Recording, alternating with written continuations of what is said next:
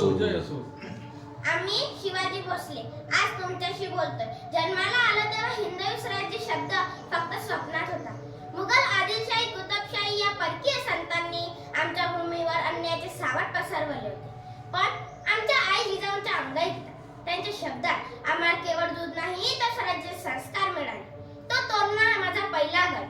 हातात तलवार घेतली तेव्हा ती केवळ पोलादी नव्हती, ती माझ्या मनातली निर्धार होती. मावळ्यांचा विश्वास, शेतकऱ्यांची आशा आणि भगव्या झेंड्याचा अभिमान हेच माझे खरे शस्त्र होते. तुम्ही कधी विचार केला आहे का?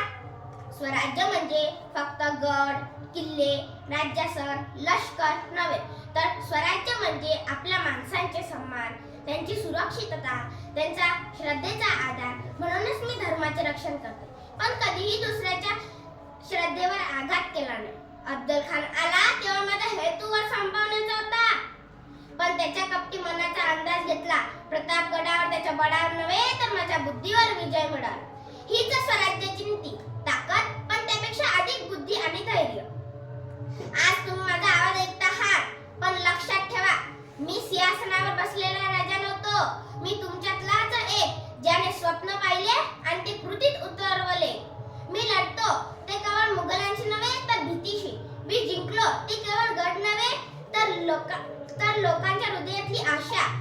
जर मी आज तुमच्यात असतो तर मी हेच सांगितलं असतं, सिंहासनावर बसणं महत्वाचं नाही, सिंहासनाला योग्य बसणं महत्वाचं आहे. स्वराज्य अजूनही जपायचे आहे, कारण ते माझं नाही, ते तुमचं पण आहे. मी छत्रपती शिवाजी महाराज बोलतोय आणि मी अजूनही तुमच्यात जिवंत आहे. तुम्हा साऱ्यांच्या प्रेमापोटी प्रगट रूपात येथे अवतरलो आहोत. आमच्यावरील प्रेमापोटी, श्रद्धेपोटी, आदरापोटी आपण सारे माझ्या जन्मदिनानिमित्त एकत्र जमलो आहोत. आई जगदंबेने माझ्या रयतेतील प्रत्येकाचा पिंड निरनिराळा बनवलेला आहे. प्रत्येकाचे विचार निरनिराळे स्वाभाविक, मतभेद असणारच, परंतु त्याकरिता आपला एकोपा तुटता कामा नये. कोणी चुकत असेल तर त्याला सत्याची वाट दाखवा आणि नडला तर त्याला मराठीची जात दाखवा. माझ्या समस्त मावळ्यांनो, महाराष्ट्राच्या कल्याणासाठी सांगतो, माझ्या समस्त मावळ्यांनो, महाराष्ट्राच्या कल्याणासाठी सांगतो. होय, मी शहाजीराजे भोसले बोलतो. मी शिवाजीराजे भोसले बोलतो.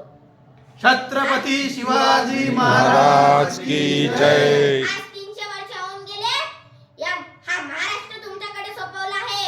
आज 300 वर्ष होऊन गेले, हा महाराष्ट्र तुमच्याकडे सोपवला आहे. पण या महाराष्ट्रात आसवांचा बाजार कोसळला आहे. म्हणूनच तर तुम्हाला या सांगायचं आहे की सांगावा धडतोय. म्हणूनच तुम्हाला हा सांगावा धडतोय. होय, मी शहाजीराजे भोसले बोलतो. मी शहाजीराजे भोसले बोलतोय. काय चाललंय काय या महाराष्ट्रात? सर्वत्र अनागोंदी कारभार चाललाय. काय चाललंय काय या महाराष्ट्रात?